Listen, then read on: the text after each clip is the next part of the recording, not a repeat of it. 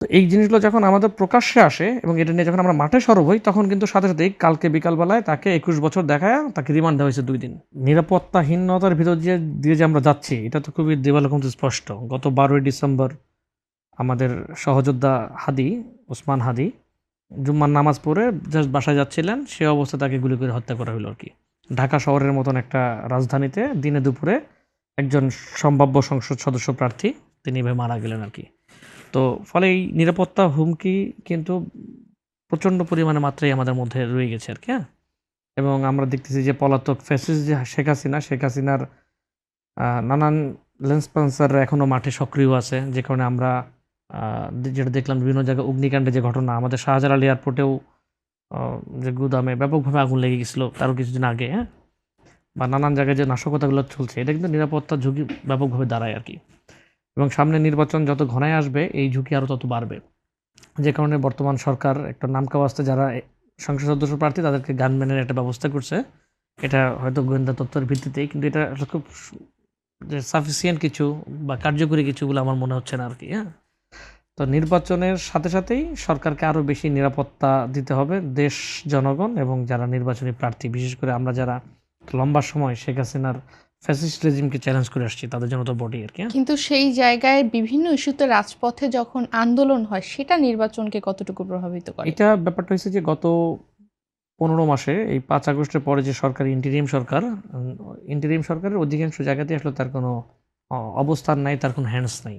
তো ফলে সে আসলে ঠুটো জগন্নাথের মতন কিছু কাজ, মানে যেটাকে রুটিন ওয়ার্ক বলি, রুটিন ওয়ার্কের বাইরে সে আসতে রাজি না আরকি।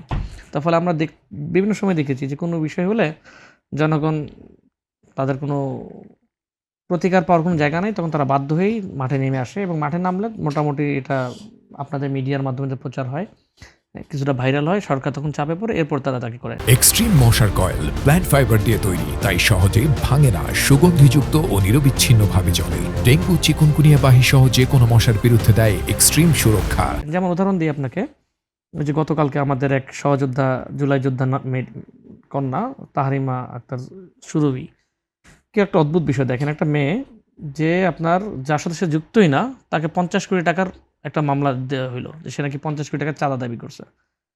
তো এটা নিয়ে যখন আমরা একটু সরব হইলাম, যখন ঠিক রাস্তা অবরোধ না হলে আমরা সরব হইলাম, তখন দেখা গেল যে না, সে আসলে ৫০ কোটি টাকা না, ওইখানে এজাহার লেখা আছে মাত্র ৫০,০০০ টাকা। ৫০,০০০ টাকা কে দিছে?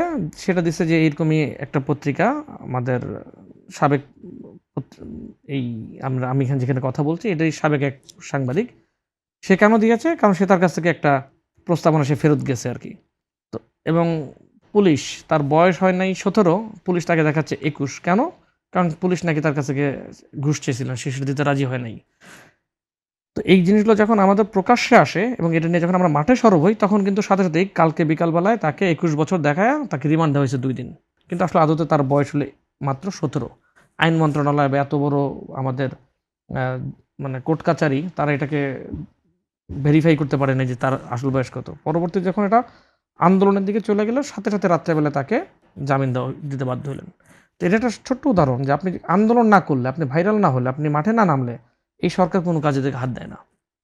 তো ফলে এটা আসলে জনগণ তার আ বিভিন্ন জনগোষ্ঠী মানে তাদের দাবি-দাওয়া এটাকে পূরণের একমাত্র রাস্তা ভাবতেছে মাঠে যাওয়া।